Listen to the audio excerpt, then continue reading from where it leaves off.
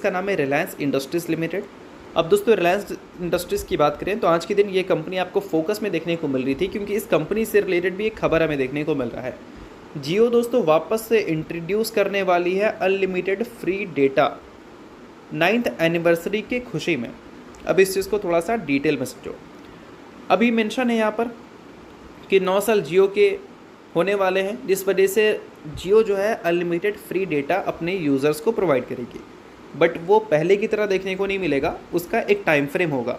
बताया गया है कि 5 सितंबर से लेकर 5 अक्टूबर ये जो पीरियड है, इस बीच में अगर आप मान लो प्लान लेते हैं, मिनिमम प्लान जो है वो 349 का है, उसके ऊपर का भी आप ले सकते हैं, तो आपको अनलिमिटेड फ्री डेटा मिलेगा इस पीरियड तक, 5 सितंबर से 5 अक्टूबर तक, जिसमें आपको काफ़ी सारे इंटरटेनमेंट ऐप्स वगैरह जो है उसके भी एक्सेस मिलेंगे।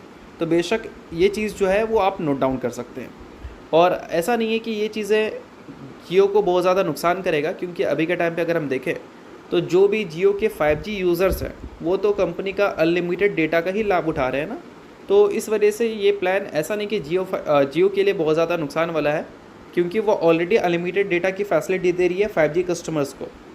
अब अगर वो 1 महीने के लिए कोई प्लान इंट्रोड्यूस कर रहे हैं 5G कस्टमर जो नहीं है उनके लिए भी, तो भी अगर एक तरह से देखा जाए तो ये एक अच्छी न्यूज़ है। कहीं से भी लॉस का सौदा नहीं है, ऐसा हम बोल सकते हैं। उसके अलावा दोस्तों अगर हम बात करें रिलायंस के बिज़नेस से रिलेटेड, तो अभी रिसेंटली बताया था उन्होंने कि 2032 तक इनका जो ग्रीन हाइड्रोजन प्रोडक्शन है उसका टारगेट इन्होंने सेट कर दिया है, जो कि 3 मेट्रिक टन पर एनम का है। यानी कि पूरे साल में 3 मेट्रिक टन पर एनम ग्रीन हाइड्रोजन प्रोडक्शन ये करेंगे 2032 तक। अब इस चीज़ को थोड़ा सा डिटेल में समझो। ये ग्रीन हाइड्रोजन की जो बात हो रही है, इसको लेकर भी GST 2.0 में हमें न्यूज़ सुनने को मिला कि ग्रीन हाइड्रोजन में भी टैक्स रिलीफ हमें देखने को मिल रहा है।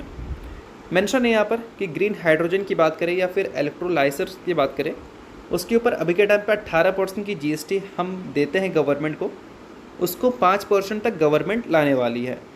ऐसा गवर्नमेंट के 2 ऑफिशियल ने मनी कंट्रोल को कहा है।